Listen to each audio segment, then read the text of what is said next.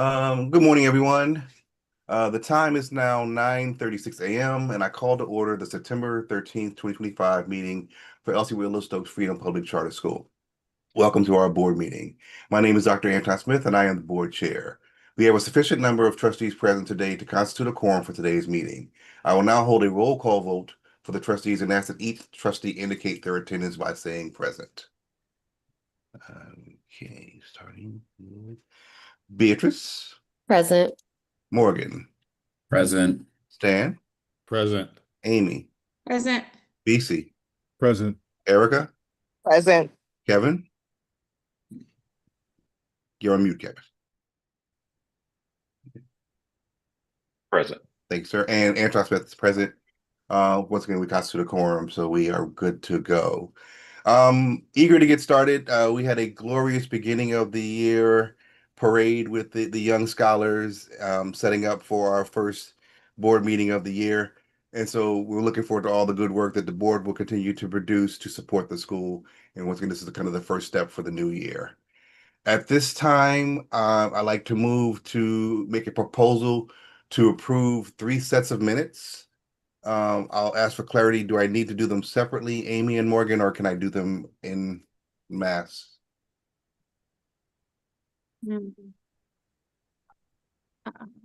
I don't know, so I think we should do them separately. Yeah, I think we typically do them separately, Okay, Anton. sure, no problem. Yeah. All right, so we will start with the minutes from the May 3rd meeting. Can I get a motion? Can I get a motion to approve the May 3rd minutes? I motion to approve the May 3rd minutes. Is there a second? I I second. second it. Is there any discussion? Being none, we will have a roll call vote to approve the May 3rd board meeting minutes, indicating aye or nay. Beatrice, Aye. Morgan, Aye. Stan, Aye. Amy, Aye. BC, Aye. Erica, Aye. Kevin, Aye. Carlos, Aye. and Anton Smith is aye. The motion passes. The minutes for 5-3 are approved. We will now move on to the minutes for the June 3rd special meeting. Can I get a motion to approve the June 3rd special meeting minutes? This is BC. I make a motion to approve the June 3rd special meeting minutes. And appropriately moved. Is there a second? I second. Properly moved and seconded. Any discussion? Then at this time, we will move to a roll call vote to approve the June 3rd special meeting minutes. And once again, indicating aye or nay. Beatrice, Aye. Morgan, Aye. Stan, Aye. Amy, Aye. BC, Aye. Erica, Aye. Kevin, Carlos, Aye. Anton Smith is aye. The June 3rd special meeting minutes pass. Third, the minutes from the June 14th. May I get a motion to approve the June 14th board meeting minutes? I make a motion to approve the June 14th board minutes. Been properly moved. Is there a second? I second. Properly moved and seconded. Is there any discussion? Then at this point, I'd like to have a roll call vote, move to a roll call vote to approve the June 14th board meeting minutes. Beatrice, Aye. Morgan, Aye. Dan, Aye.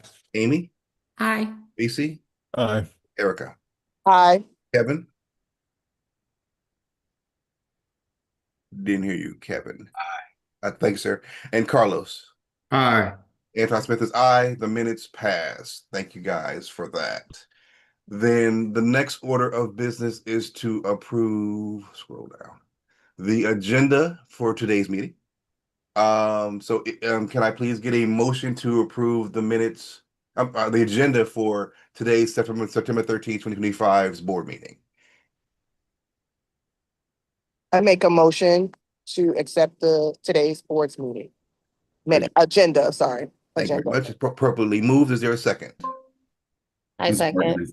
Properly moved and seconded. Any discussion? Who was the second, please? I Uh, heard two people. Beatrice. That was one. Thank you. Any discussion? Being none, we will move to a roll call vote to approve the September 13th, 2025 board meeting agenda. Beatrice, Aye. Morgan, Aye. Dan, Aye. Amy, Aye. BC, Aye. Erica, Aye. Carlos, Aye. Kevin. And Antoine says aye. The agenda passes and we are good to go. Thank you all. At this point, we will transition into the committee reports,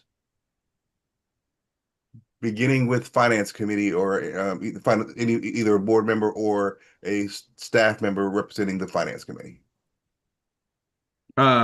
Let Stuart give the official report, but just to report out that the Finance Committee did meet and discuss some key initiatives for the overall school year with the Finance Committee, which was also inputted into the board survey of what we're focusing on. But just want to say I think we're off to a good start as a committee with a strategic focus. So Stuart, And what- if you want to yes. jump in. Sure. What I would like to report out is we are in the process of our audit, my first audit with Stokes. And with that being said, we are still closing the books for the auditors to get ready, with the trial balance that we have to send them. We pretty much came in a little over budget. But one thing to highlight that Bill wanted me to highlight that wasn't on my radar as I wasn't here is our employee retention credit. We got some extra money with that. It was about $2 million. We did some reconciliation and we should keep $1 million and change of it. So that was a surplus that I think we weren't expecting to be a part of our operations last year. So that is what I have to add. And then when we meet next, we should have our audited financial statements and the auditors, hopefully, since this is my first watch, will give us a good report out and we can be back to business as usual. So, but in this space, I did want to note that we were in a transition with myself and Bill. I just wanted to put that out to the board in terms of just workflows and things of that nature. But yes, that's what I would like to report out to you guys today. Thank you. Please forgive the grass cutting noise in the background. At this point, we'll move to governance. Great. I have a few things and then Amy does as well. First, just I know we talked at our larger meeting about syncing up on work streams. So just a few updates. We have launched our bylaws rewrite. Kevin is helping us. Kevin has experience from past board experience and in his professional life working with bylaws. So he's helping the governance committee. We kicked that off end of August. The goal is really to ensure we're up to date with the latest public charter school rules, up to date with how we're currently functioning as a board, and just making sure that we have all the necessary parts as we kind of head into this new chapter. The goal is we've rewritten a large portion of it. There are a handful of items that we'll need to discuss as a board to make sure that's how we want to operate. And so the goal is for us to send kind of those discussion points to you all in October. And then we'll come together at the next board meeting and we'll have some discussion about those items. And then those will be formalized in the bylaws. And then we'll have to actually submit them for approval. So more to come there. And then the back half of the year for the governance committee, there are a number of policies we're attempting to memorialize that aren't exactly appropriate for the bylaws, but nevertheless should be memorialized. And so we'll do a similar process. The governance committee will take the first stab at rewriting things, or in some cases writing them. We'll come together with the board for substantive points that we all need to agree on. And then we'll push those through for approval in the back half of the year. Amy, do you want to, Antoine? I'm sorry, really quick. What would be helpful is I think of this similar to the process I go through whenever I do a new employee handbook. If you could delineate clearly for the board the things that are required that are either practiced or required in terms of the bylaws that aren't open for negotiation versus the things that are kind of be Stokes the flavor based on our culture. So differentiate what we can have a conversation around versus what we can't. I think that would be helpful. Yeah, yeah, that's a good point. Just for background, our four sources of law are really the DC Nonprofit Act, the DC Public Charter School Board system, DC Public Charter School System, Stokes, and then I guess tax law. And so we will. That's a good point. We'll flag what's up for debate and we'll flag what's not. Can I ask a quick question? Will you keep would you have like something where you're tracking the changes so we know what to look for? And what... Yeah, I'll send a red line so you can see everything from our past bylaws and what's going to be different. But yeah, that'll be included.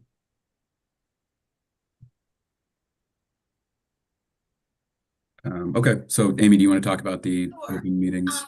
So this week, the Office of Open Government had a session on September 10th for, they're doing a two-part training series on the Opens Meetings Act for DC Charter School board members. And so I reviewed the materials that were presented at that meeting on Monday.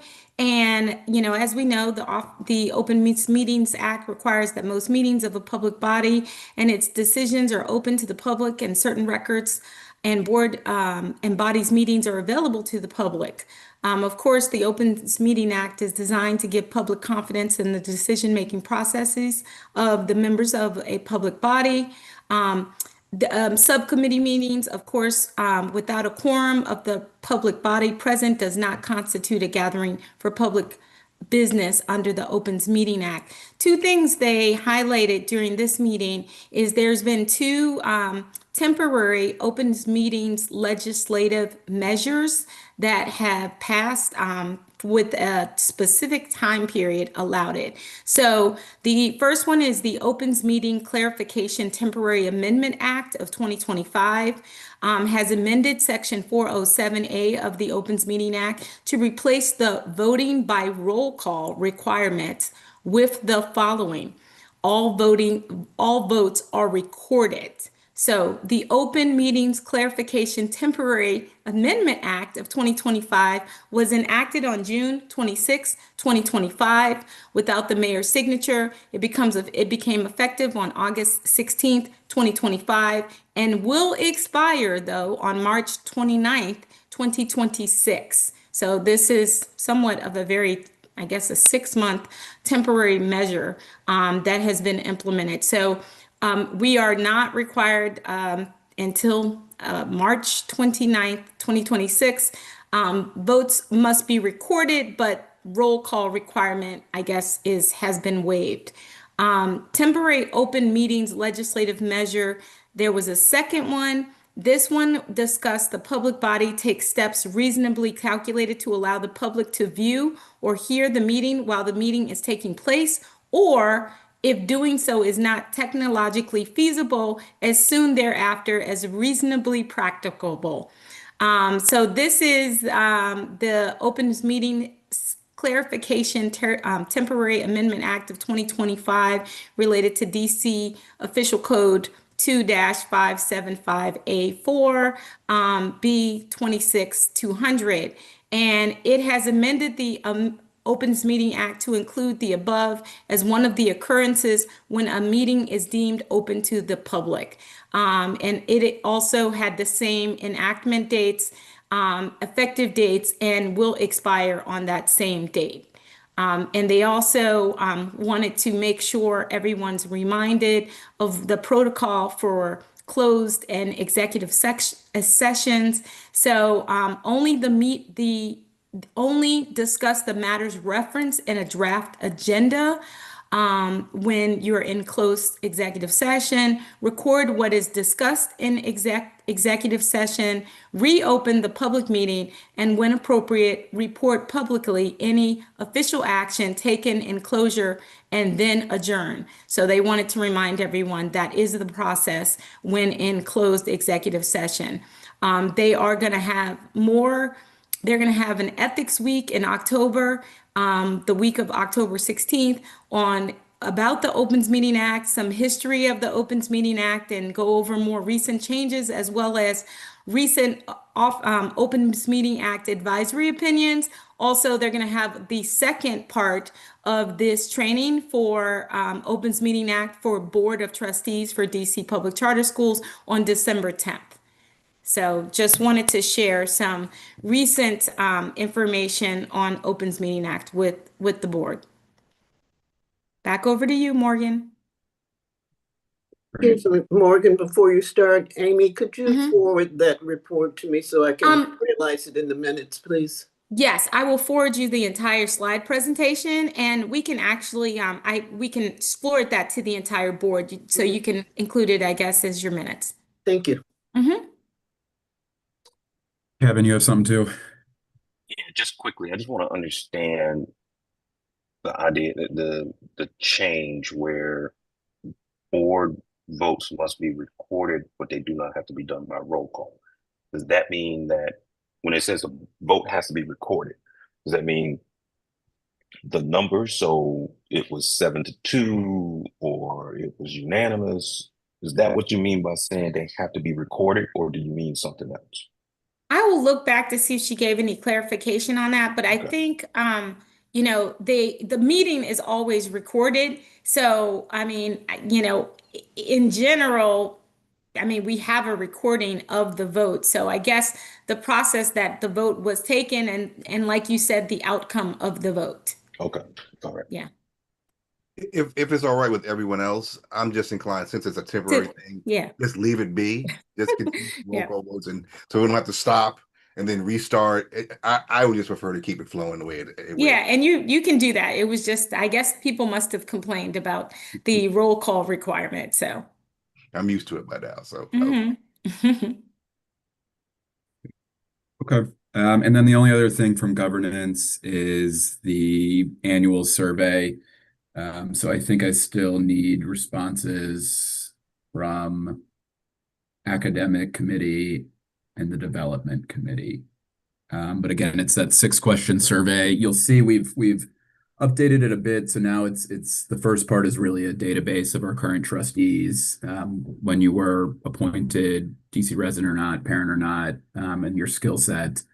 And then the bottom are 5 familiar questions about your committee's goals this year. And the key part is when we are looking for potential trustees, this will be the first place we look to say your committee needs X. So for instance, we're looking on the finance committee, we're looking for people with nonprofit accounting skills. And so Carlos shared that with us through the survey. And that will be kind of when we're reviewing resumes, one of the things we look for to make sure we have the right skills. So please, it's really just the committee chairs that need to do it, but everyone should have the link and your professional summaries in there as well. So if you want to take a look at that and make any updates, feel free to do so. That's all from us. Great, awesome. Thanks so much, governance. Greatly appreciated. At this point, let us pivot to academic excellence, please. Good morning. So Julia will be presenting some of the celebratory data.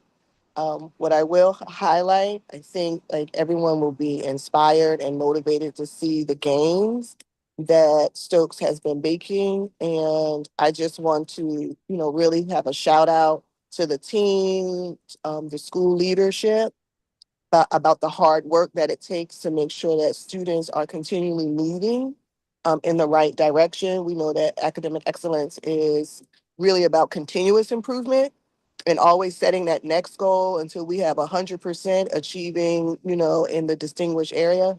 And they are really closing gaps. So I'm going to turn it over to Julia, but I just want you guys to know that we have something to be really proud of here.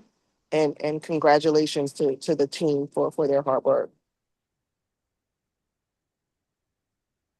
Thank you so much. So Maribel and we're going to share screen and go through a little presentation on some of our end of year data from last year. We just got our DC Cape data back not too long ago, and so we're going to share a little bit about that. Just get that going.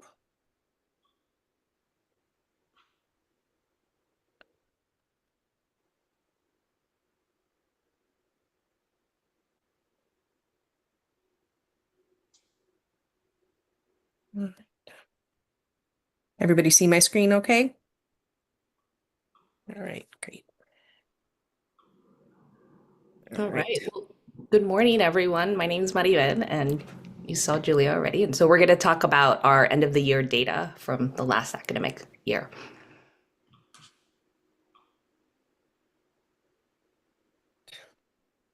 So, oh, sorry. And so, as I said, we're going to share we're going to share some highlights from the school year 25 end of the year data, and we'll highlight some celebrations and some growth areas, and then we'll talk about academic priorities and next steps.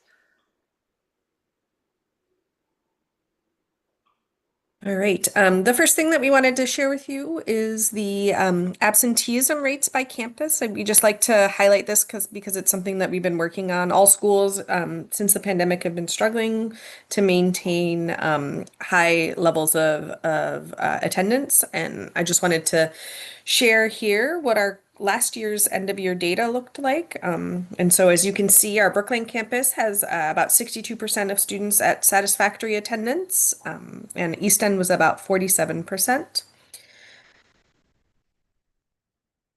And I just wanted to share a little bit of East End longitudinal data. Brookline campus has had historically stronger attendance data, but I just wanted to kind of celebrate the growth that we've made over the past couple of years in the attendance rate at East End. And a lot of this is, due to some really conscious efforts of the school leadership teams in making sure that they're really reaching out to families and encouraging them to come to school every day on time as much as possible when they're healthy. And so you can see here, I just wanted to kind of celebrate that growth here since 22, 23, that we're really improving those satisfactory attendance rates as we go on. And obviously there's still work to do, but I really wanted to highlight the growth and celebrate our East End leadership for making that kind of progress over the last 2 years. Any questions on attendance data? Julia, just one quick question. So, and just so you can clarify for folks, when it says let's say at risk, is it 5 to 9% of students, or a particular student it has been absent for? Great question, Bobby.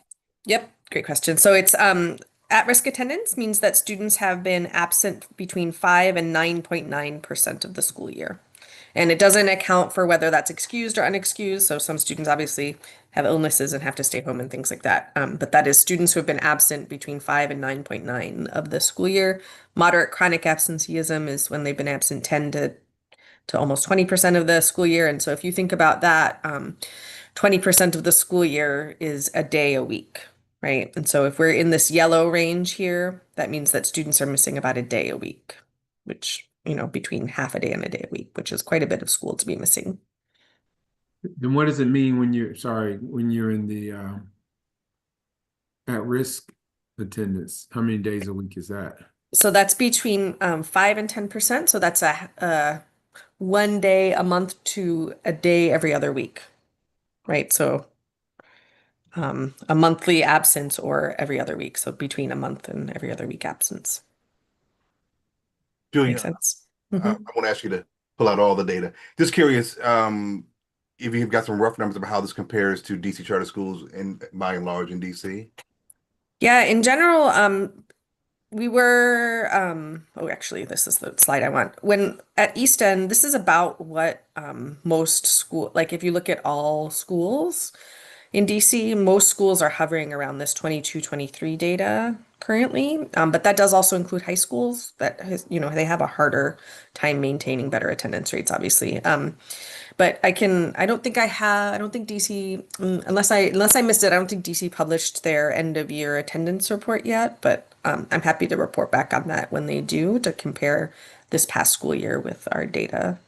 But we're I would say in general, doing a little better than DC in general. Great. Thank you. Including at East End. Thank you. All right. Any other questions on attendance data before we go Julia, on? can I just highlight something that we talked about in our committee meeting? Yes, please. So one of the things that we discussed is how do we connect parents' understanding around attendance? One of the things that shows up across the board as far as trends in elementary school, oftentimes your highest attendance rate, your highest chronically absent rate is in those lower grades, pre-K, kindergarten, first grade. But we also know that there are trends that if students haven't had a consistent attendance, a healthy attendance habits in elementary school, they're often going to be chronically absent when they get to high school. And so we talked about how do we connect parents with uh, more resources, but also an understanding of how chronically absent students impact what's their achievement data. And so we talked about really kind of thinking more around how do we make this transparent for parents and guardians so that they can see coming to school is important. Oftentimes parents saying, well, in kindergarten, what are they doing? Right? They're just playing all day. And that still is a prominent mindset for people who don't really understand what school is. So trying to make that connection between attendance and achievement more plain, because we know that parents want their children to succeed academically. And so how do we make that transparent for them? Yes, thank you, Erica. That's really true. We are in the process of implementing a new attendance database at Stokes. And so we're really excited. We're going to have a lot of like automatic reporting tools and the ability to track interventions and see how they're working. And also provide like auto notices to families to give them some positive reinforcement if they've been struggling with attendance, and give them a little text blast to say, hey, good job getting your child here on time and every day this week. Things like that. And so we're really excited about that implementation process. We're in the middle of it right now, but it should be up and running by the end of the trimester. If I can ask a question to kind of piggyback on something Erica just said, do we share with parents, do we or could we share with parents academic and developmental deliverables at every grade so that they don't think that kindergarten is daycare? But at the conclusion of kindergarten, your child should have achieved these things that are going to be a building block for this, this, and this. So kind of share the progression so they see that there's something actually developmentally coming out of kindergarten rather than just play. That's a great idea, Dr. Smith. I think that to some extent we do it, but I think that we could probably be more explicit about it. I see Stan's hand up. Yes, good morning, everyone. Just a quick question. Might it be valuable also to maybe disaggregate between excused and unexcused absences? Because if somebody is chronically ill, obviously they're not going to be in school. But if we were to maybe take a look at what those numbers look like, I would imagine we might even look better in terms of participation. Just a thought. Yep.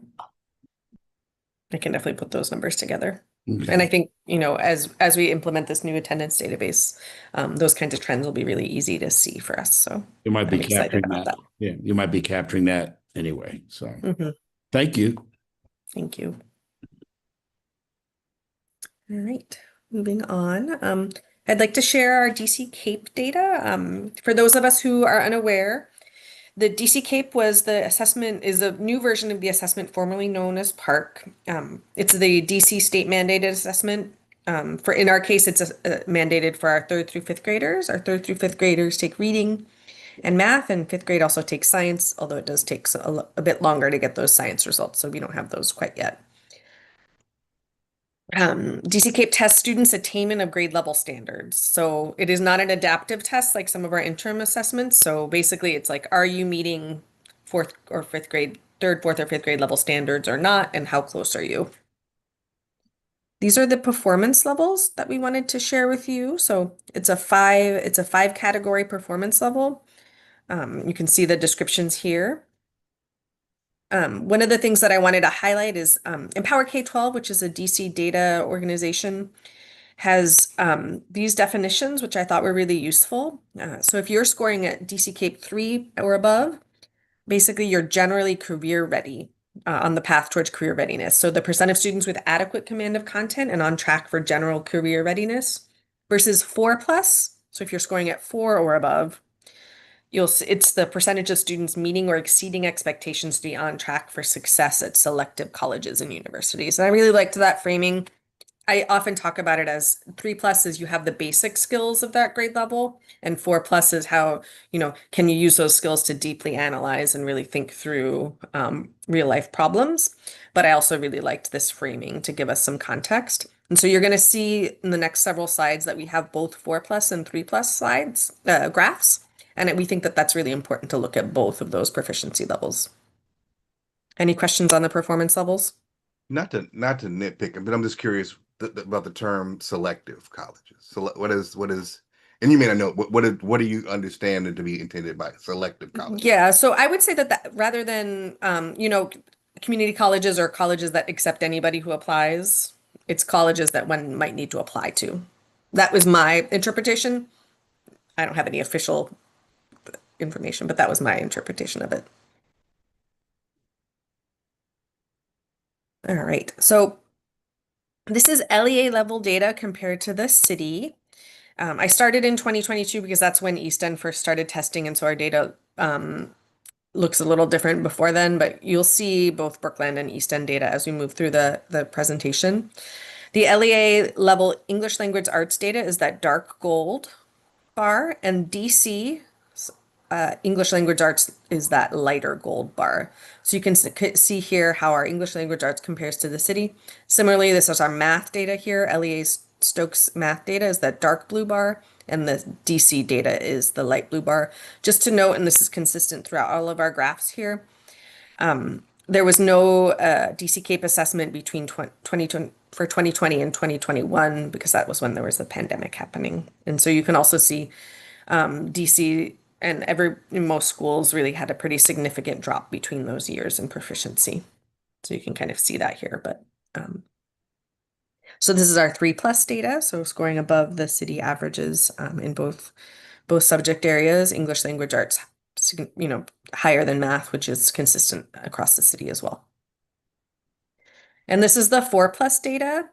Similarly, dark green is DC's English language, Stokes English language arts data. Light green is DC's English language arts data.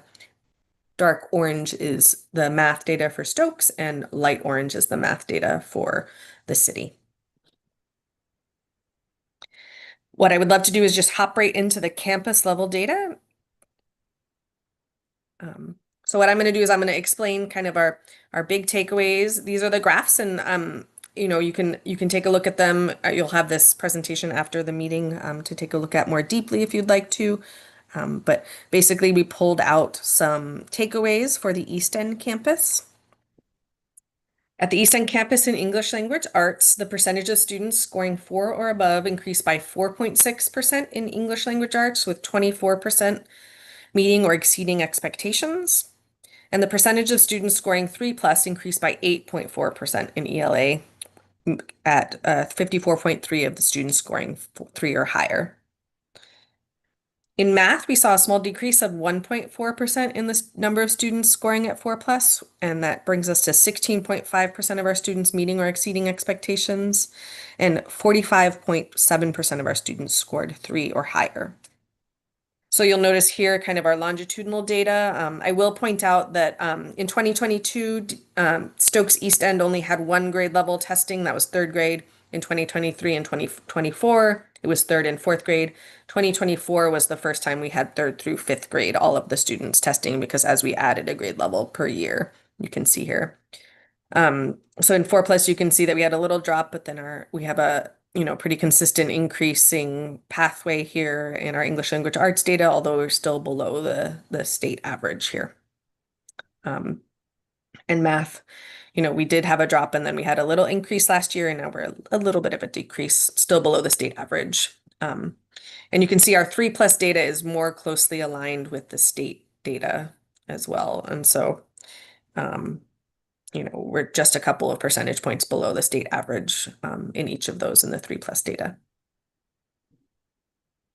Yeah, and I wanted to highlight that, it was really great to see those gains in ELA, right? With as Julia mentioned, with the 4+ and the 3+. And, last year there was a targeted ELA intervention for grades 3 to 5 that happened in the mornings. And it, really helped with phonics, fluency, and written expression. And so there's that for that. And even though we saw that drop in math, as Julia shared, last in 23-24 we had a more widespread intervention that touched all the students, and last year we had more of a targeted intervention that was only to specific students. And so we think that also had some kind of impact in terms of that higher performance level, and so we wanted to just share that with you guys. My screen share just went black. Does everybody still see the graphs, or is it just me? No, I can't see. I can share screen, Julia. It's black. Okay. You want to try, or do you want me to do it? Let me try one more time, and then if we no, it still looks black. I don't know why that would be. And I see that BC has his hand up if you want to take his question well. Yeah, Maribel, why don't you try and share? Sorry. It's just a quick one. I think I know, but are the demographics at both campuses wildly different? Are they similar? Have they changed as East End has built out? Just curious for the sort of demographic composition of both schools. Yeah, so I would say we have, in terms of test takers, at East End there was about 25% of our students are what we call at risk or economically disadvantaged, versus at East End it's only about 6%, and so there's a higher rate of poverty at East End, though relative to many Ward 7 or 8 schools it's lower. We have a much larger population percentage of students who are Black or African American at East End, whereas there's pretty significantly more white students at Brookland. Does that make sense? Yeah, Any that other makes sense. questions on that front? Do you know the difference in terms of students with disabilities? Students with disabilities, the percentage is about the same at both campuses. There's many fewer English learners at East End than there are at Brookland. That makes sense. Yep, thank you. Is that big? I don't know, Maribel, is there a way for you to make that a little bigger, do you think? Or I don't know, it's a little on my screen. Let me see. How, full disclosure to everyone, you'd think that I would be really good at sharing screen, and it's always one of the things that how's that? Much better. Thank you. Yeah. Okay, great. I appreciate it. Let's go to the next one. We also wanted to share some of our subgroup data for East End. And so here we're looking at our subgroup data for English language arts. Before we kind of dive into the subgroup data, I will say, this is true across both campuses as well, that our subgroup data varies pretty significantly year to year. I think a large part because we have small n sizes in those subgroups. And so we're looking at assessment scores in most of our subgroups of students, like between 10 and 20 students in those subgroups. So as students age out of our program and new students come in, you can see a decent amount of variability in that subgroup data because those n sizes are smaller. I just wanted to kind of flag that. Not that we don't look at it and think it's important, but it's just an important thing to note. So at East End, in our subgroups for English language arts, our Black or African American students, our 3+ proficiency was higher than the state average by about 2%. We saw our economically disadvantaged. There was an increase of over 10% in 3+ proficiency in English language arts, which is really great. We did see a small decrease in our 3+ and 4+ proficiency levels for our special education students, though. Yeah. And, as Julia shared earlier, the attendance slide, we've seen that our attendance has improved at East End. And we know that, in the past, that was a challenge with that particular subgroup with economically disadvantaged. And so we're really excited to see that because of that increase, we're seeing that impact in their academics. So we wanted to highlight that. And you'll also see that when we go to the next slide with 3+, that we also saw a gain as well in that subgroup too. Can I go to the next one, Julia? Please. And then East End campus, this is the subgroups for math. So African American students in the 3+ proficiency is also higher than our state average. We did see economically disadvantaged students increase their 3+ proficiency in math by 6.8%, but we also did see a decrease in our 3+ and 4+ proficiency levels with our SPED students. So I'll pause here. Oh, go ahead, Maribel. Oh, yeah. And just to speak with, with our SPED students, we've had, in the past couple of years, we've had some staffing transitions, and that has been a challenge in terms of making sure that there is this consistency. And so it's reflected in the data. We see that. And so we're really optimistic about this year. We've taken a lot of measures to stabilize staffing, and we're really confident that we're in a stronger position moving forward. Questions about our East End data so far?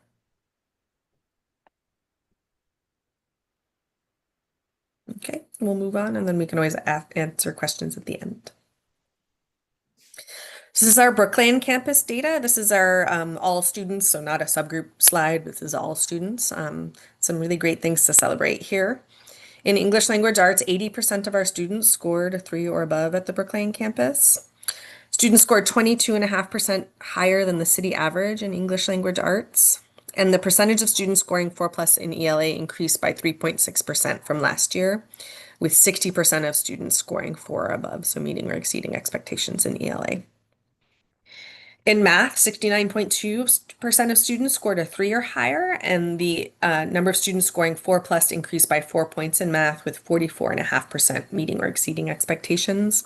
Students scored 18.2% higher in math than the city average here.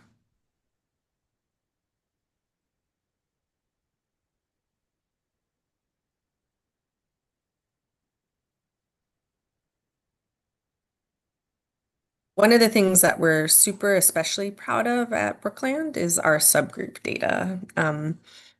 So in English, our English language learner students, there was a 23.1% increase in the 3+ proficiency. So that's a huge increase. A 1.2% increase in 4+ proficiency.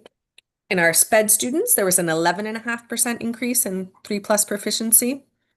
And that brings us to being the top DC elementary school charter school, the top DC elementary charter school in 4+ proficiency for English language arts.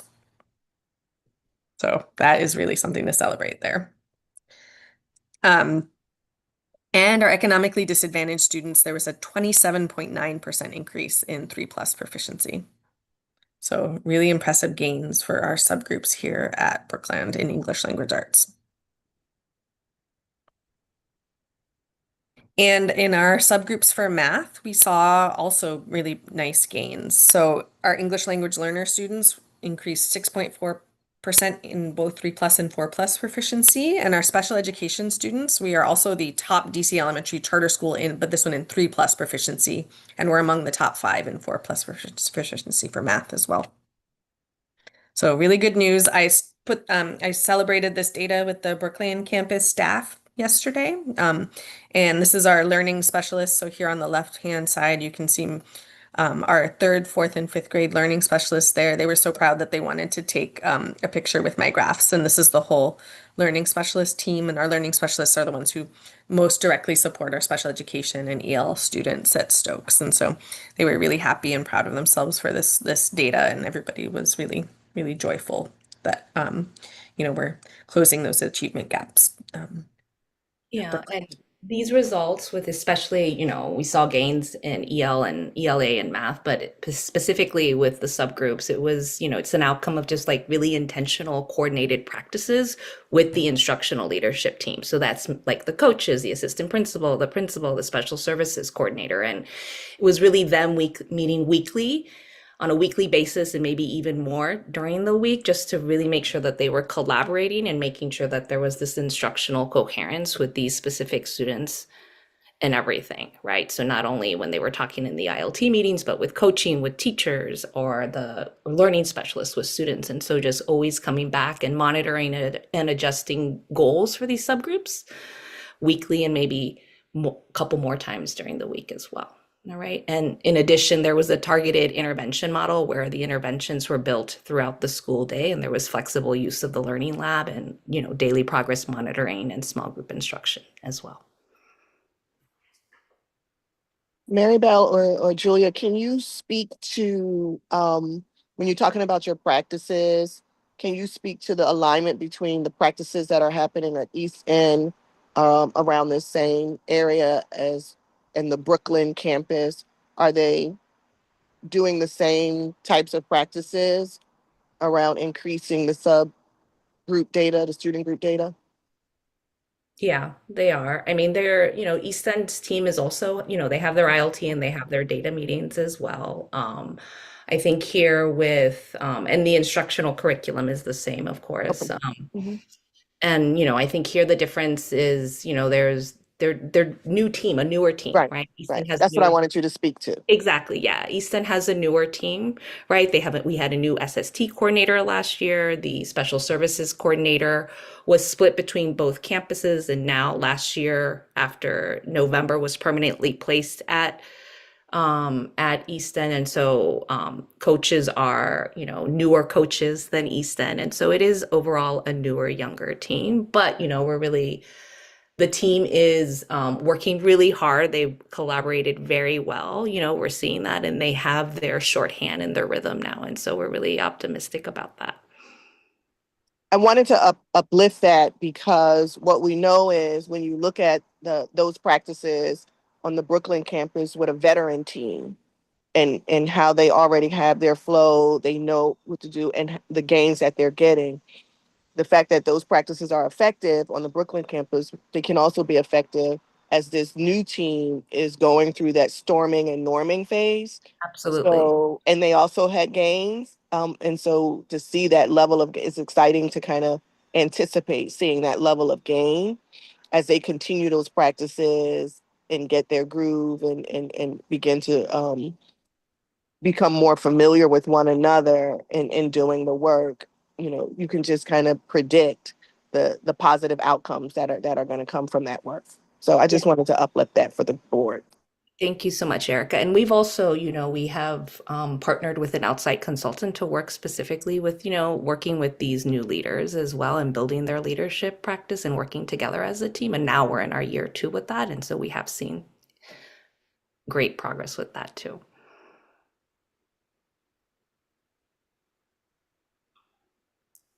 All right. And just to give you a little bit more context, DC CAPE is the state mandated assessment and is the major component of the accountability systems and things like that. And so we spend a lot of time really analyzing and looking at that DC CAPE data, but we also collect data with a variety of different assessments. And one of those assessments is DIBELS. And I just wanted to kind of share some longitudinal DIBELS data over the past 3 years. These are the end of year scores from 22, 23, 23, 24, and 24, 25.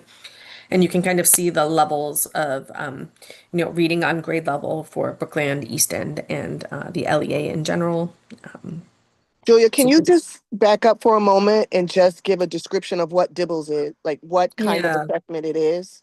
absolutely. So DIBELS is a foundational skills reading assessment. And so it tests a variety of different subcategories of foundational reading skills from K to all the way to 5. We use it K to 5. The most detailed subtests are in K to 2, but it's basically assessing phonics, reading fluency. There's a comprehension measure that it assesses. It isn't DC CAPE as in it's not asking you to really deeply analyze passages and things like that. It's more of a basic skills of reading test, and it's also used as a dyslexia screener. Did that help, or do you want to Yeah, add any thank you. Thank you. context? Just to put, I know what it is, but I don't know Yep. if everybody else knows what it Yep. is. No, you're right. Thank you. Thank you. All right. And our iReady Math is our other 3 times a year benchmark assessment that we use. It assesses students' attainment of grade level standards where they are as they fall throughout the year. And so you can see here, this is again our end of year data from the past 3 years, the longitudinal data here. So at the end of last year, Brookland students, 67% of them were scoring at or above grade level, K to 5, and East End, 47% of students were scoring at or above grade level, K to 5. One of the reasons I highlight both of these assessments is that although DC CAPE is a very important assessment, it is not the only way that we measure how students are doing at Stokes. And you can see that, these assessments DC Cape and iReady or Dibbles, tell you different stories necessarily about performance levels. And so it's important to take all of those into consideration when we're thinking and we're assessing how a school is doing.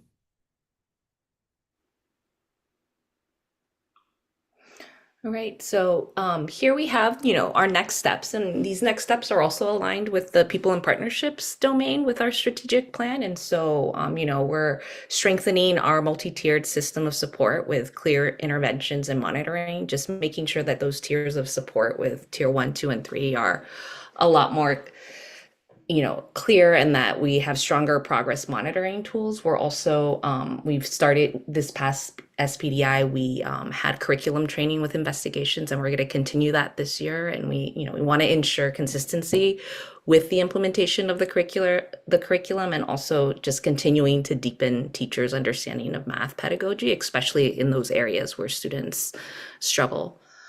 We've launched iReady personalized online instruction in math, and it's aligned with our trimester benchmarks, the data that Julia just shared.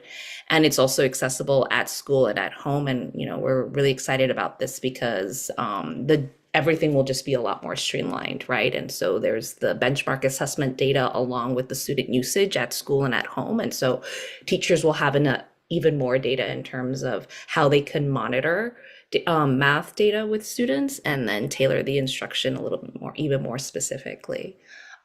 We've expanded our math and reading interventions with a part-time academic interventionist as well. And so that's really great, working specifically with grades 3 to 5 and providing that direct instruction. And finally, that we were going to implement a new ELA curriculum this year, and so we have officially started that this year, EL Education. It's a comprehensive knowledge building curriculum aligned with the science of reading. And so we are excited about that this year. We are continuing our partnership with EL Education. They provided us with strategic planning and training last year, and they'll continue to do that with us this year to ensure that we're consistently implementing this curriculum the way that it needs to.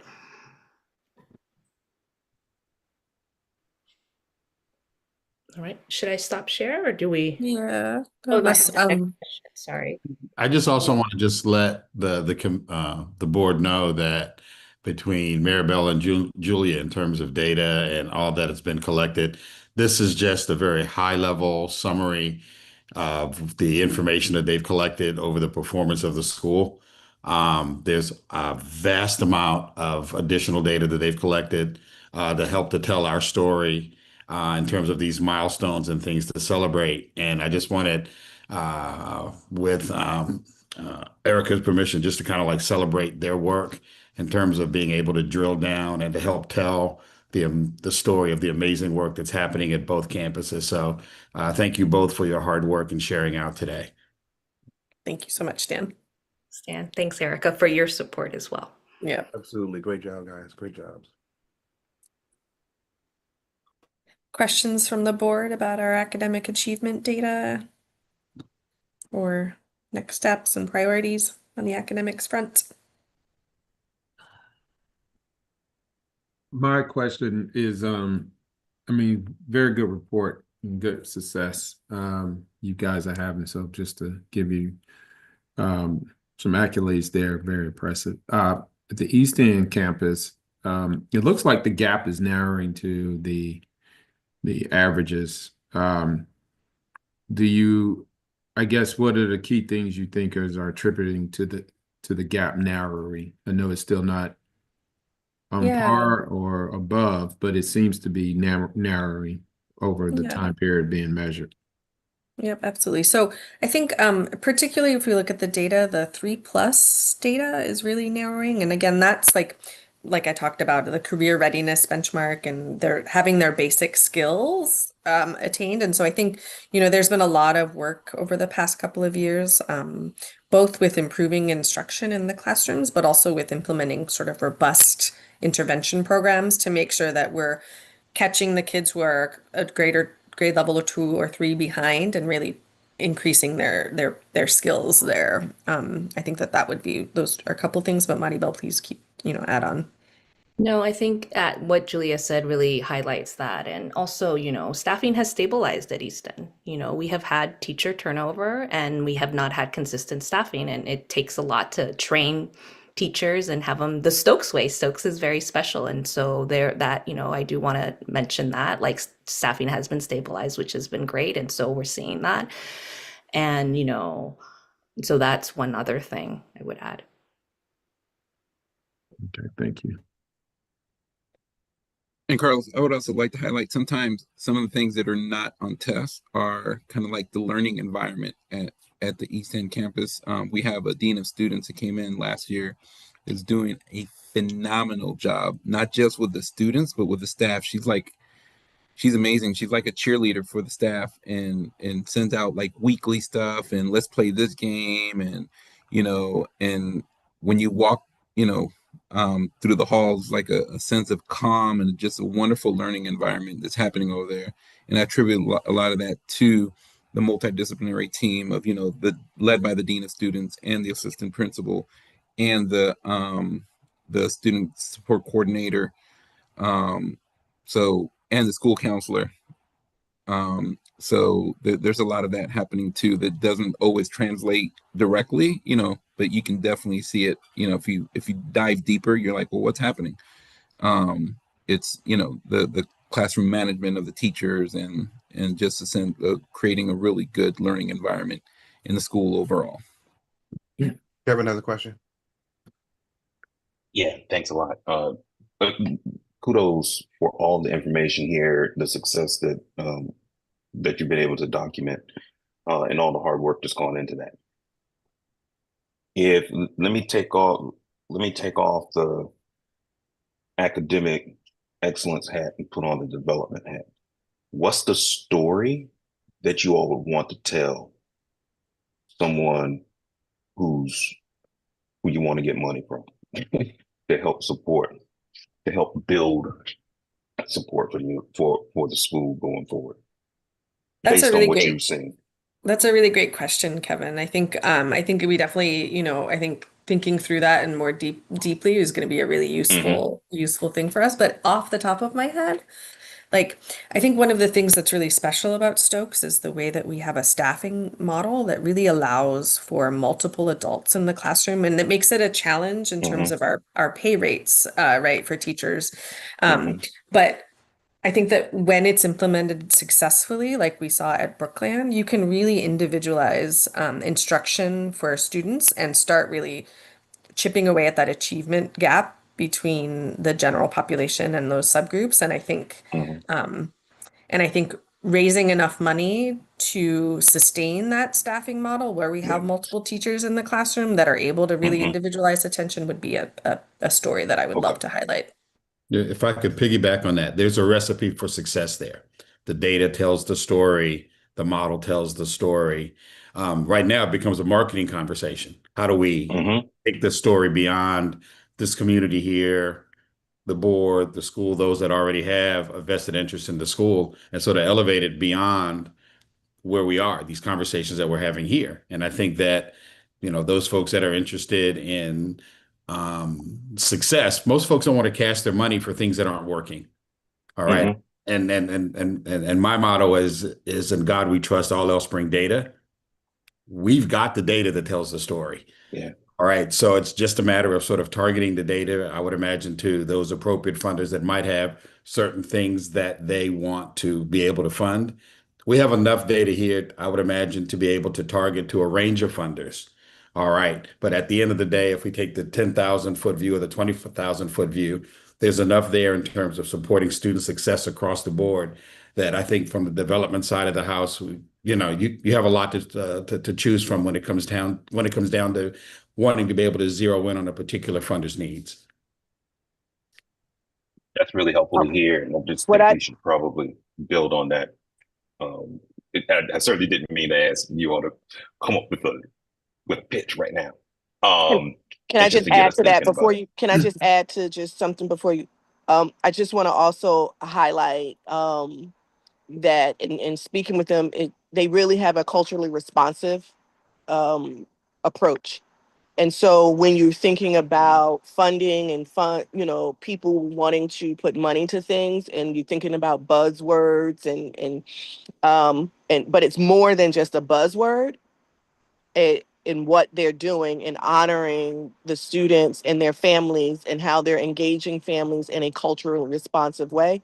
I think whatever, narrative we tell, and when we tell our own story, you have to include honoring the cultures of the students and the families that come. So we got to have that language in there.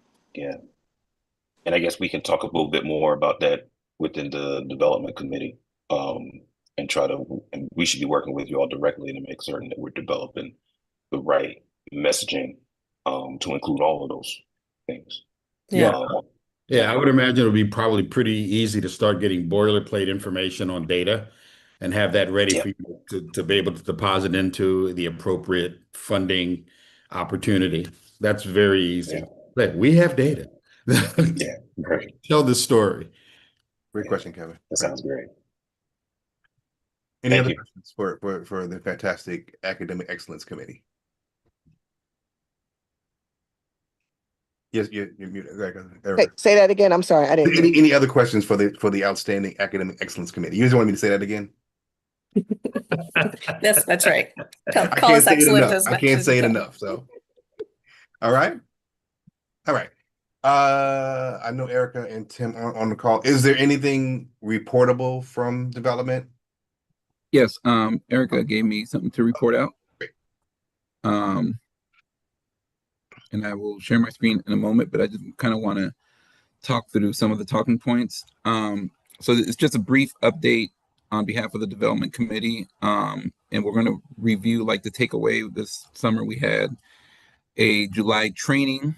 And then we're going to talk about like fiscal year 26 and priorities, board roles, perspective, list of actions, preview the November board meeting where we'll practice, in preparation for Giving Tuesday, which is December 2nd. So this summer we had a board training, and there was a survey, and this is what we heard from the survey, that the trustees are mission aligned and eager to support the school, and their comfort level of fundraising varies with the different trustees, with the various trustees. Trustees ask for clear priority and like simple talking points and structured chances to use their network.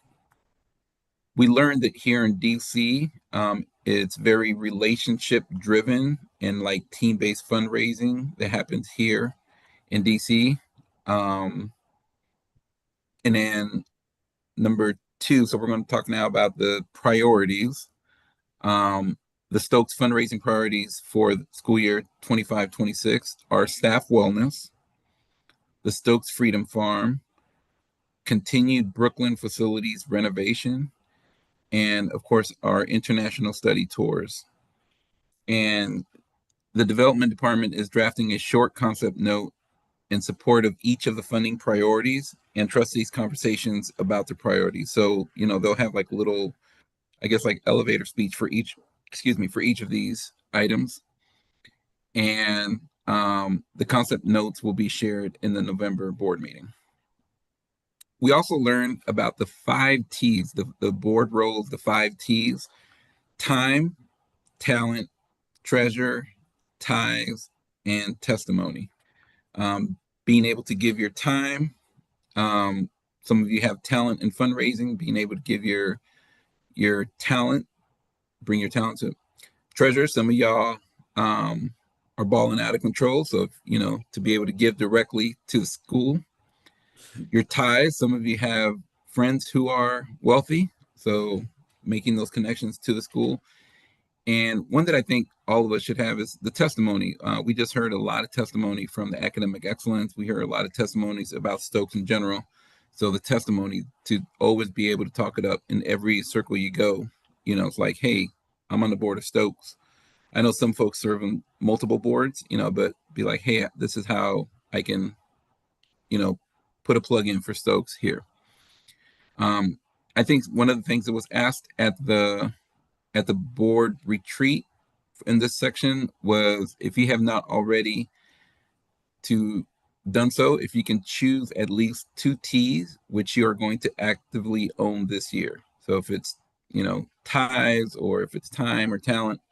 And I'm guessing Erica would ask if you can maybe email them to her. I don't know exactly um how she wants to collect this data on your two.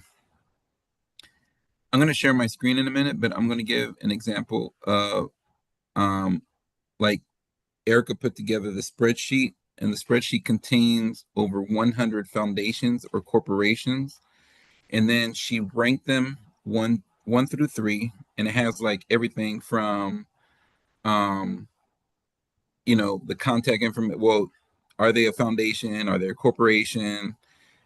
Who's a contact? What do they do? How much money have they given in the past? What's our relationship with them? So it has broken down completely. And then towards the end, it has, like each board member can fill out like, oh, I don't know, you know, I don't know the owner of the Washington Redskins, but their kid go to school with my kid, and they hang out together. So that's a pitch right there. So that can be like maybe like a medium, you know. But let's say if your wife works for Bloomberg Foundations, like, yo, that's a perfect in. So she sorted out in 1, 2, 3. So one is, and I'll share this document after the meeting. One is high. The breast approach is now within 3 to 6 months, and you know, um, and we're asking like if you can make an introduction to Erica. Um, so I'm gonna go ahead and share my screen right quick, and I'm sorry that Erica probably will be able to explain this a little bit better, but I'm gonna go ahead and share my screen with the oh, did I close that out? I sure did. Give me a second. Oh no, I didn't.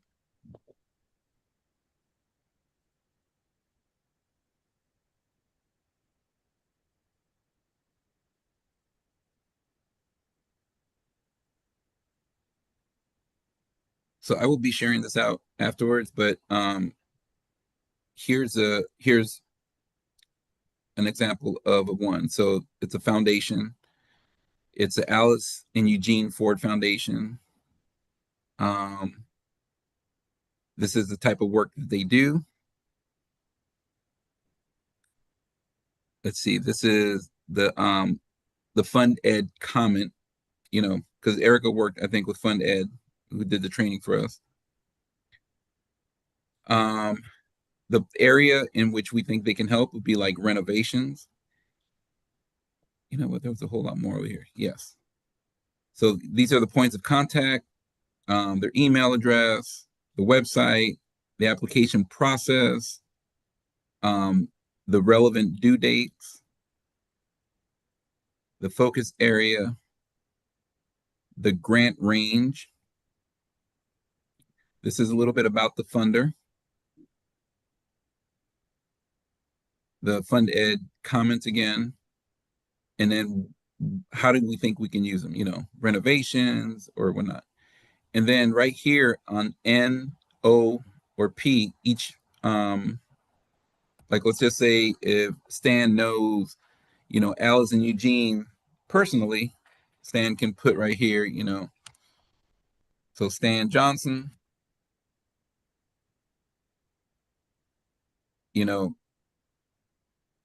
personal friends, whatever.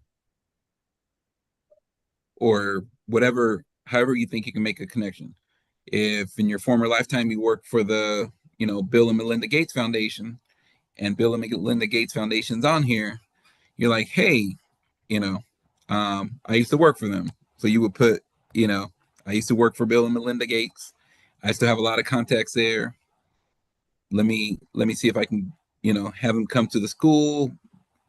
Let me share some of this data with them, whatever the case may be. And again, it goes all the way from the ranking over here on line A, and all the way through, some of the other ones, ranking 2 and ranking 3. So we're going we want to try and focus on one. I think that might be the best route to go.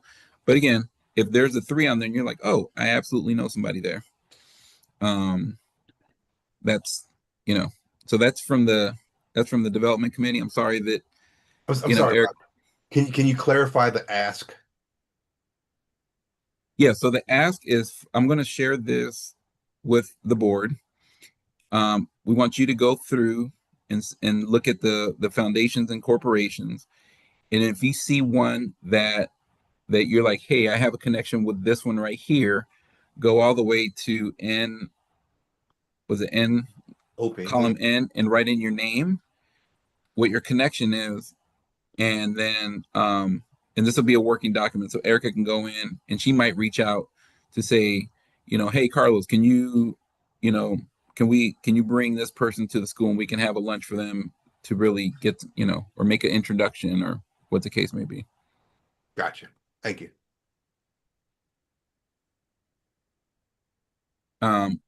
Any questions for the development committee? Bobby, what's the proposed timeline in rolling that out to board members? And getting it back.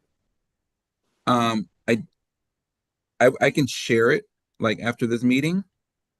I think it's within 3 to 6. Yeah, I guess my question is when it looks like a very involved process here. So when does Erica plan to get it out to board members? When will she start using that information? Do you have those details yet? So I think priorities 1 is something that can happen like or the ranking I think is like 3 to 6 months. If we can start reaching out to these folks within 3 to 6 months or sooner. So I will share that document with the board, and if you want to start looking through it and plugging in, if you don't have anything to do this afternoon and you want to start plugging in if I may, I'll ask that within 2 weeks of our receipt, since really the ask is that we look through the list and identify where we have hookups. And so yes. I asked that within 2 weeks of our receipt of the document, whether it's from Bobby or from Erica, that we review the document, identify our connections, complete the corresponding cell, and Erica will pick it up from there and then contact you. So we set a 2-week window for us as board members to complete our portion, our initial portion. Kev? Yeah. And just this is probably going to end up being an ongoing thing. I mean, I think there's going to be there'll be a first run at it. But I would imagine as we start thinking through our list, who we know, different ideas about how to raise money, we'll be adding to that list of folks, and we'll just keep developing that over time.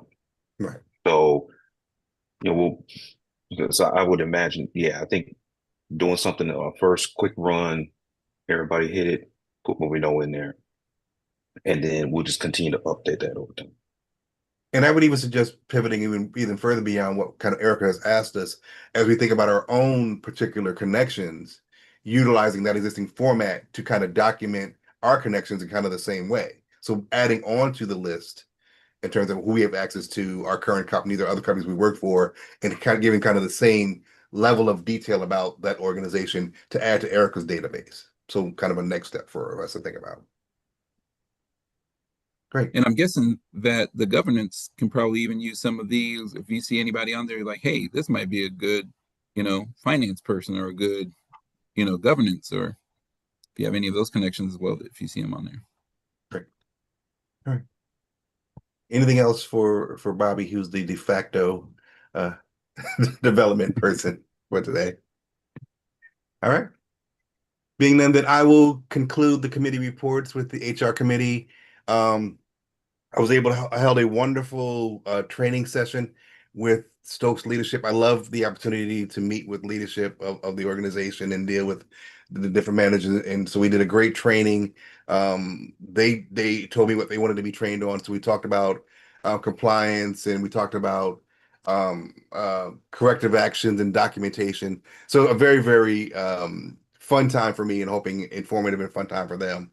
And that's one of the things I'm looking forward to continue to do. But I'm also proud to announce Bobby has given me the green light to steal some of his thunder. that after some time, Stokes can announce its first HR manager, full-time HR manager employee for the organization. Someone who I will be able to work with directly. No shade at all to Fraser. Working with Fraser has been wonderful. But an HR person who's consistently trained in HR and to be able to kind of really supply the level of support that an organization of Stokes size really needs. I'm ecstatic for the school and the benefit that the school will reap immediately from having its own dedicated person doing HR. So thank you, Bobby, for allowing me to announce that for the school. All right. At this point, I will pivot, if there are no HR committee questions, to turning it over to Bobby for the head of schools report. Julia, do you still have a black screen? I think I should be good. So, but let's give it a try and see what happens. All right.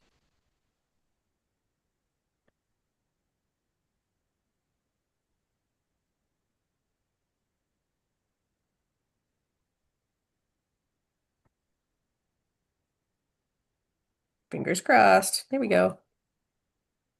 Everybody see it? It's not black. Yep. Thank you. All right. Next.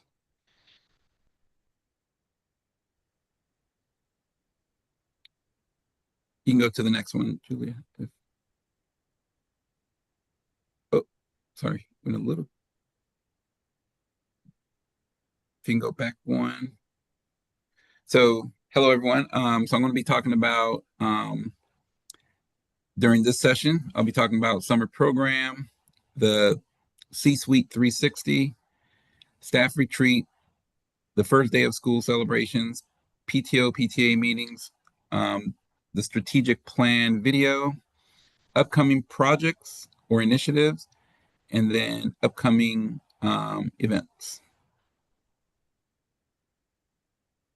So this past summer, this is our second year that we received the Summer Boost grant from Bloomberg Philanthropies. And they really like us. And again, I asked, I'm like, do you say this to everybody? But they're like, 2 years in a row with two different coordinators. They're like, you're my favorite school to work with. Like, you guys are amazing. So we did, I think we served, was it 75 students, Julia? Or around 70, yeah, 75 students this summer from both campuses through the Summer Boost program through Bloomberg Philanthropies. And then we also received funding for the Summer Strong that came directly from DC government. And we received a grant to also do the Summer Strong program, which we also served around 75 students. And it was really cool. This picture you see right here is the office, the Dr. Mitchell, who is the state superintendent. She wanted to come visit one of the schools that got the grant for the Summer Strong program. And she had a wonderful time. She's like, she was just praising the school and what she saw during the summer and just the happiness that she saw in the students, the teaching that's taking place, and just the overall learning. So that was really cool to have, like, the head of OSSI come and see how the grant is affecting students in real time. And then we also had a summer language program. They're affiliated through Stokes because it's different staff. It's like language staff members that are running it, but they run it at the Stokes building, but it's independently run from Stokes School. But they've also been growing, and it's great. The families are just really happy that we're providing all of these different opportunities for our kids during the summer. So,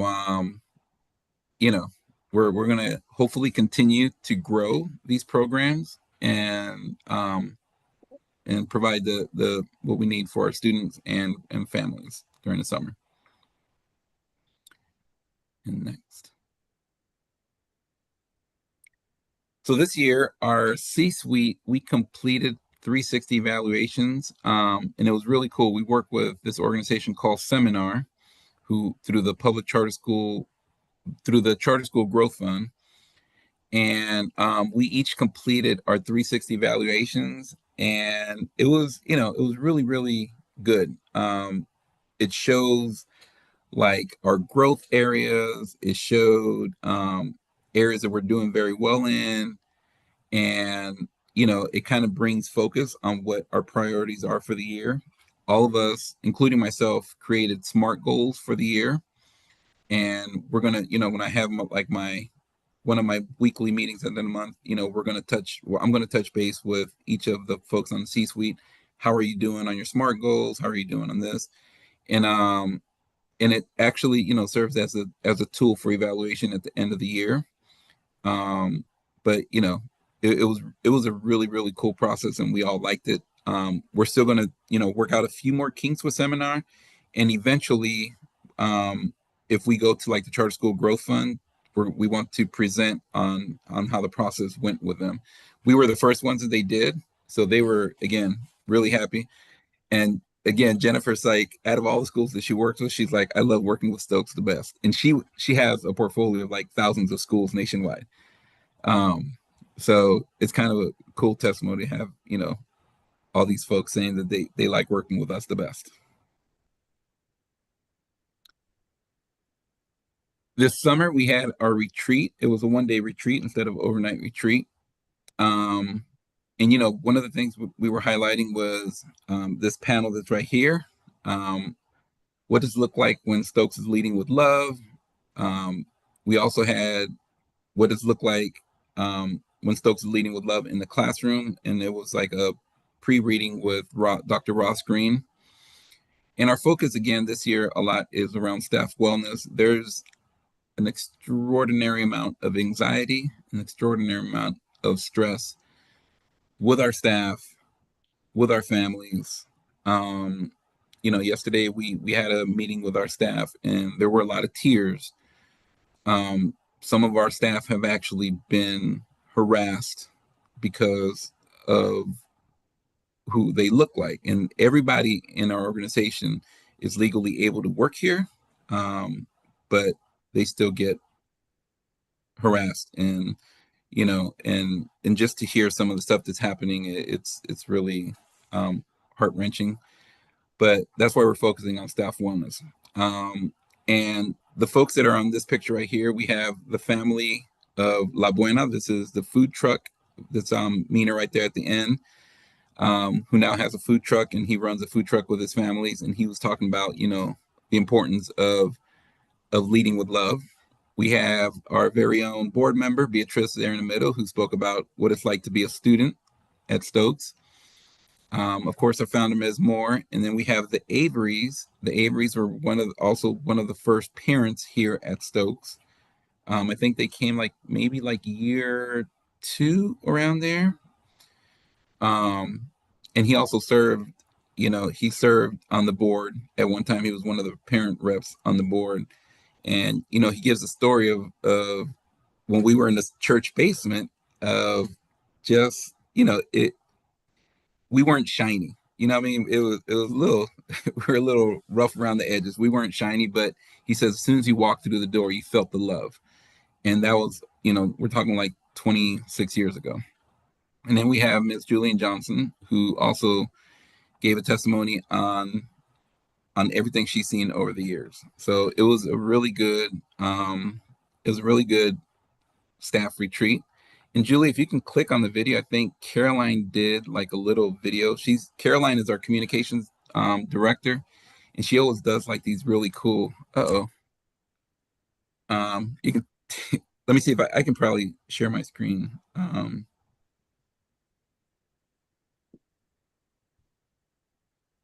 Give me just a second.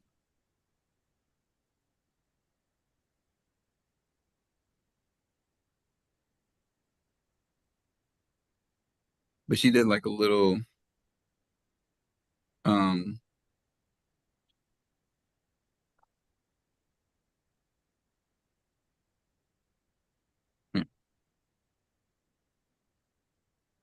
Can you guys see it? Yes. Can you hear it? No. Can you hear it? Can't hear. Okay. Give me just a second. Sorry. Share sound.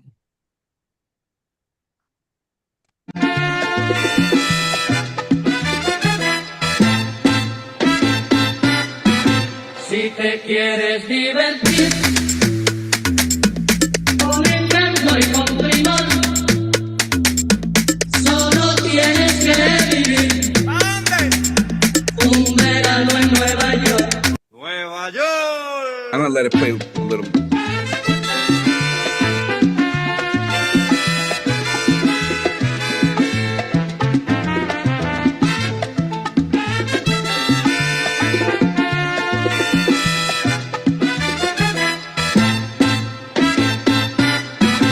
Si te quieres divertir con encanto y con primor, solo tienes que vivir un verano en Nueva York. So that was the video. And that lemonade is something new that Meaner is trying. And my gosh, like he put his heart and soul into that lemonade. It was delicious. It was So delicious. he's also selling that as part of the food truck. All right, can you want to go back to? Yep. Sorry. Yep. Sorry.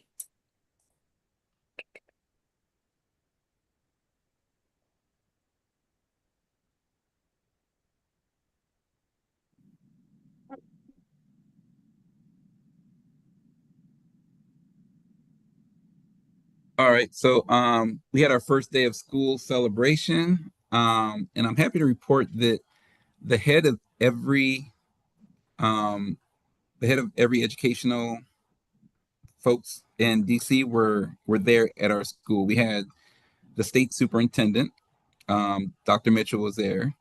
We had council members, so that's council member from Ward 7, the Ward 7 council member. We had the deputy mayor of education's office. We had Dr. Walker Davis, who is executive director for the DC Public Charter School Board. We had the State Board of Education reps for each of the wards that we serve. And we had over half of our board members there, which was awesome. We see 3 of our board members here in this picture. And that was wonderful to see so many board members present on that day on both campuses. So, and again, it's just, no one has the first day of school like we do. We have a parade, we have the fire trucks, we have the noisemakers, and it's just a way to get the kids excited. So, it was really good. It's a great way to start the year.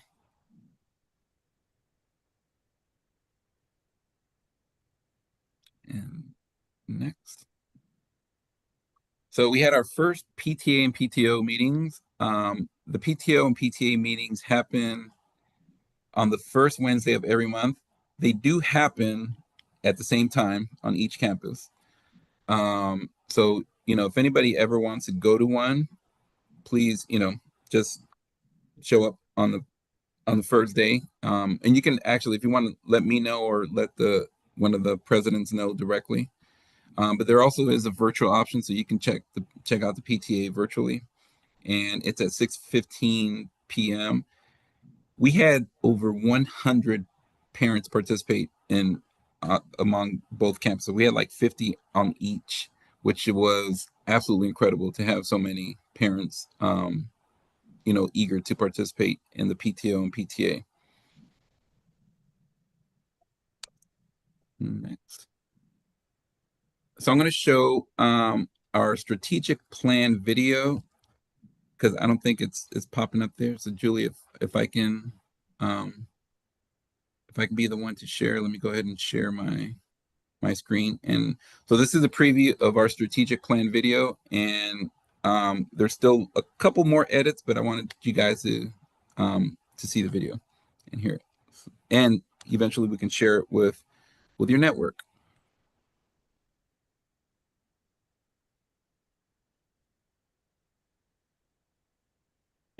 Can you guys see and hear? The Elsie Whitlow Stokes Community Freedom Public Charter School is proud to present our 5-year strategic plan, a roadmap that honors our rich legacy as a beloved place to call school, while boldly charting the course for our future, leading with love. This plan is the result of 18 months of thoughtful collaboration and community engagement. During its development, Stokes School Leadership Team engaged the Board of Trustees, staff, parents, students, alumni, and other thought partners familiar with best practices to ensure that every voice was heard and every perspective considered. The board approved the strategic plan, which officially launched on July 1st, 2025, laying our foundation for the next 5 years of excellence, innovation, and global education at Stokes School. The Stokes School strategic plan is built on 4 pillars: people and partnerships, infrastructure, systems and processes, resource development and sustainability, learning, storytelling, and continuous improvement. Let's look at each of these sections a little bit closer. The first pillar is people and partnerships. The grounding principle is to sustain and enhance our scholars' academic achievement, social emotional development, wellness, and commitment to justice.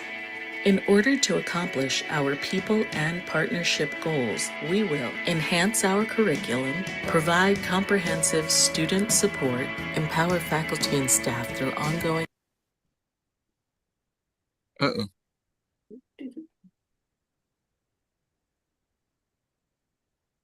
In order to accomplish our people and partnership goals, we will enhance.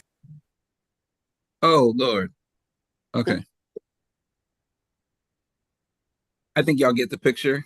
I will send the link out to the board, so you guys can see the rest of it. Hopefully it works for you. So yeah, that was the strategic plan video, and at the end it's going to have like a QR code that it will be like, if you want to learn more about the strategic plan, they can take a deeper dive, and it'll be like kind of like the forward facing, the forward facing document that has like all the, a little more detail. Some people would like to go into detail. And of course, we're going to have a one for if you want to learn more about the school and give money, go to this QR code. But I will share it with you guys. But yeah, unfortunately, an error occurred, and it was really good. But oh well. Bobby, it'd be great if we could also get some like draft language to share with the post. Like if we want to reshare on LinkedIn or something like that. That would be okay. good. Yep. Cool. This year I have a couple upcoming initiatives. There's we have over 200 employees at Stokes. Again, we started with, 2 employees, and now we have over 200 employees. And sometimes not everybody knows who everybody is. So I'm starting this initiative called Who's in the House? And we're going to highlight 2 people from each campus every week on our, with our parents and on our website. And it'll just give a little background on who you are, how long you've been with Stokes, what do you do at Stokes, your title, and then just like, your hobbies. I like going fishing. I have pets, just so that folks, when they see somebody, they can, and not just for the staff, but for families. They see a lot of folks, and they entrust their children with all of these. I don't want to say everybody's stranger, but they might definitely know their teachers, but you see other people in the building, and it's great to get to know them as well.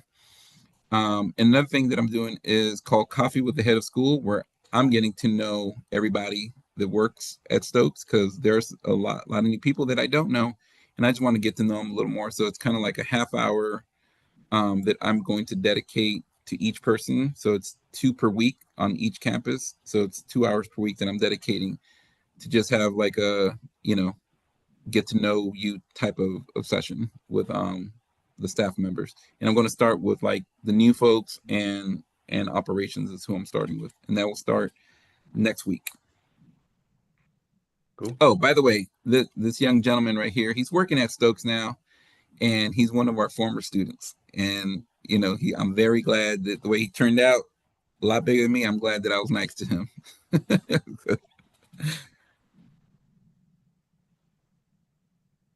Upcoming events, we have our Hispanic Heritage Month, which will kick off on September 15th to October 15th. And we also have our Spanish versus French soccer game, which is put together by the PTO and PTA, and that will be Saturday, September 27th, from 12:30 to 3 at Turkey Thicket. It's a lot of fun. I think they bring it down a little from the basketball game. There's not as many elbows, but but it's still a lot of fun. And I think that might be it. Yes. Are there any questions for me? All right. Great job. Great job. Appreciate it, Bobby. Very informative. Okay. All right. If there are no other questions for Bobby, we'll move next to where are we? The next agenda item is to enter into executive session to discuss personnel matters that include the appointment, employment, assignment, promotion, performance evaluation, compensation, discipline, demotion, removal, or resignation of government appointees, employees, or officials. May I have a motion to enter into executive closed session? This is Morgan. I motion to move to closed session. It's been appropriately moved. Is there a second? I second. Appropriately moved and seconded. Is there any discussion? Then at this point, we would like to move into closed session. And Julia's doing her thing. Okay.